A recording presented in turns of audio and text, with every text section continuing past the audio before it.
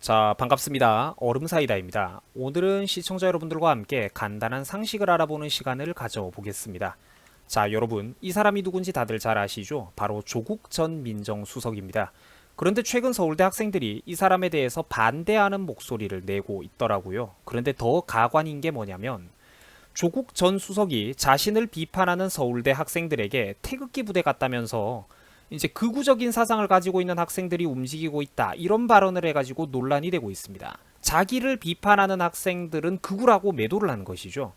자, 그럼 여기서 잠깐, 서울대 학생들은 여러분 왜 조국을 비판하고 있는 걸까요? 여러 가지 관점이 있는데 그 중에서 최근 특히 많은 논란이 되고 있는 주요 쟁점 가운데 하나로 바로 폴리페서라고 하는 비판이 있습니다. 자, 최근 조국 전 수석에 대해서는 폴리페서라고 하는 단어가 논란이 되고 있습니다. 여러분들, 이게 무슨 말일까요? 먼저 폴리페서라는 것은 정치를 뜻하는 영어 단어인 politics와 그리고 교수를 뜻하는 단어인 professor의 합성어입니다. 그러니까 쉽게 말씀드려가지고 교수직을 발판으로 현실 정치에 참여하는 교수, 교수직 보험을 들어놓고 정치 노름을 하는 사람들에 대해서 약간의 비판적인 뉘앙스를 담고 있는 그런 단어예요. 그러니까 쉽게 말해가지고 학생들을 가르치고 연구를 하기 위해서 교수직을 하는 게 아니라 정치적인 발판으로 이용하기 위해서 교수직을 한다라는 이제 이런 비판적인 관점이 내재되어 있다는 겁니다.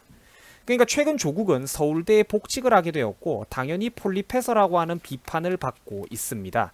왜 자기만 가지고 그러냐며 이제 억울하다는 반응을 보이기도 했는데, 사실 서울대 학생들의 비판에는 나름대로 타당하고 합당한 이유가 있다는 거예요.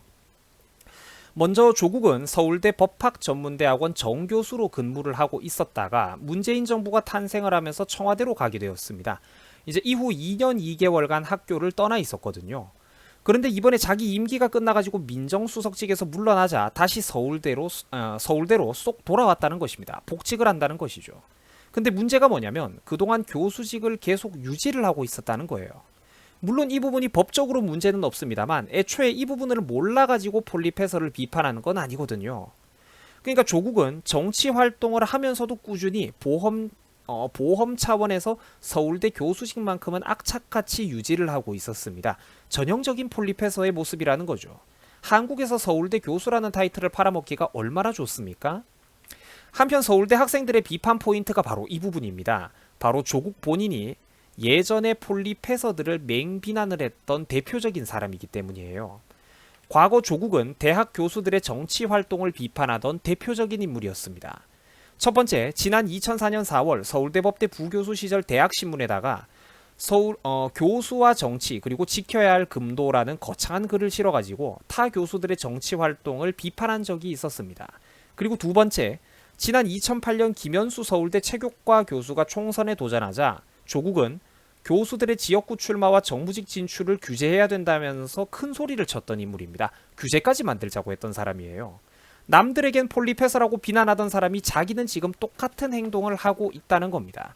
특유의 정치 편향적인 태도 그리고 이중잣대가 환상적으로 어우러지는 모습을 보면서 바로 그 부분을 우리 서울대 학생들이 조롱하고 있다는 것입니다. 현재 조국은 민정수석으로 2년 2개월간 대학 강단의 자리를 비운 데 이어서 요즘은 또 조만간 법무부 장관으로 갈 수도 있다라고 유력시되고 있는 상황입니다. 문제는 이 양반이 장관한다고 하면 또 학교를 떠나게 될 텐데 그러면 학교 교편과 학생들의 배움의 권리에는 또 공백이 생긴다는 겁니다. 조국의 빈자리는 다른 교수들이 또 떠맡게 된다는 것이죠. 조국이 퇴임을 하지 않는 이상 신규 형법 교수를 새로 채용하는 것도 불가능하다고 하더라고요. 이러니까 오죽하면 절대 의례 위치에 있는 서울대 학생들조차 교수 비판을 하고 나섰겠습니까? 그래가지고 이게 예전부터 계속 언급되어 오던 사건이거든요. 학생들이 비판하는 거 한번 보세요, 여러분. 그냥 차라리 정치를 하시든지 최소한 스스로의 말씀을 지켜주시길 바란다고 하지 않습니까? 다 맞는 말이라는 것이죠.